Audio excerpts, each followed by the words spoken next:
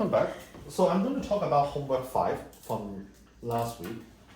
Homework 5 for last week was the difference between two consecutive cubes is never divisible by 3. Does everyone get it? How to do it? Okay. I want to talk about this because when Olivia and Daisy were doing the question, I tried to help them, but without telling them how to do it. So I use an example like this. What if we solve a similar problem? The difference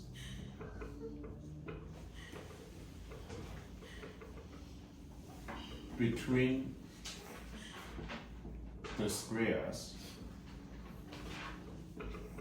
of two consecutive integers.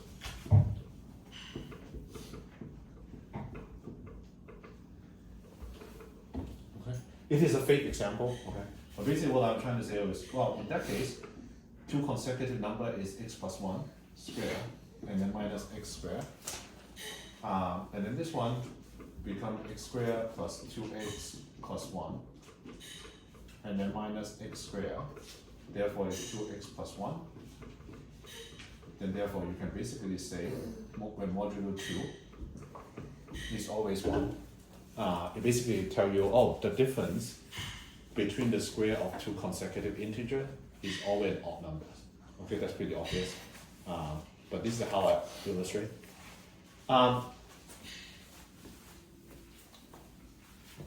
Let me see. I want to basically, let me just solve the problem, and then I want to come back to the expansion of x plus 1 square as an example. So I think most of you basically already know how to do it, but I want to explain one more time when you get to this type of situation. How do you do it? So the difference between the cubes of two consecutive integers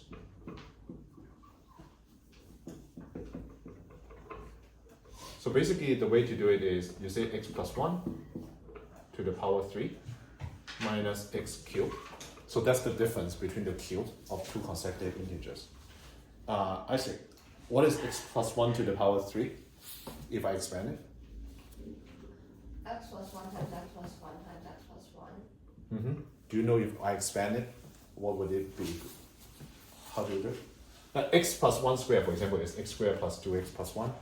For x plus 1 to the power 3, if we expand it, does anyone know, memorize the formula? I can just say it right away. I think it's x cubed plus 2x squared, 3x squared, plus 3x plus 1. Okay, good. Yeah, this is the advantage of you. You just do the homework before the class. You still remember what you did 30 minutes ago. So exactly. So minus x to the power 3. So x to the power 3 is 3x squared plus 3x plus 1. And then it is congruent to 1 if it's modulo 3. So what this is saying is the difference between the cubes of two consecutive integers, when we divide by 3, you always have a remainder of 1. So it is another way of saying that it's not divisible by 3. Okay, this is how to solve the homework 5.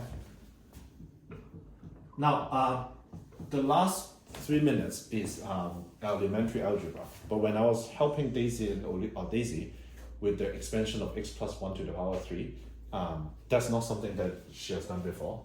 So for those who already know, hang on for another minute, and then after that we'll end this homework section. So the way I explain it is as follows. If you have 2 bags, each bag has, let's say, 1 apple and 3 oranges. If you have 2 bags, each bag inside has an apple, has 3 oranges, then how many apples do you have? With it? 2. 2. How many oranges? 6. 6.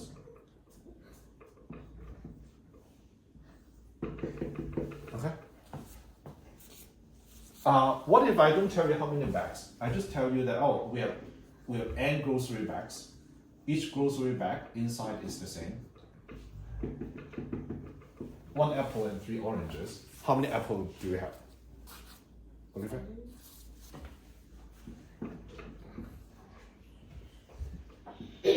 How many oranges? 3n. 3n.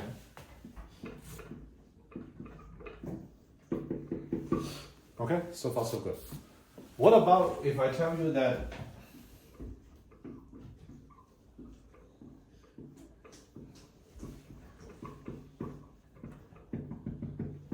you have n plus 2 many bags. Each bag has 1 apple and 3 oranges. The first way you would think about it is, okay, well, I don't know how many bags we have in total, but at least for n of them, I know we have 2. So on the one hand, we have n bags, which we don't know how many bags, but we know we have n bag of stuff. Inside is 1 apple plus 3 oranges, and then we have 2 more bags. Inside is the same thing.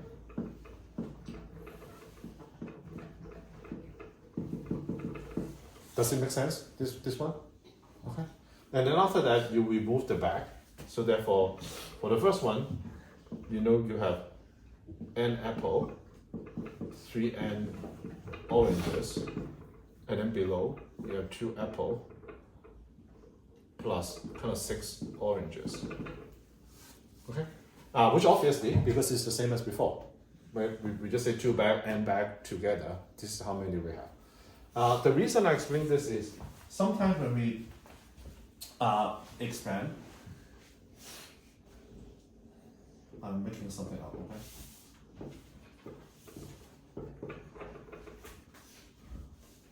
Okay, it really doesn't matter what it is. Whenever you have something like this, think about the example of how many bags, and inside you have some stuff you don't know what that is. All you have to do is just, you need to make sure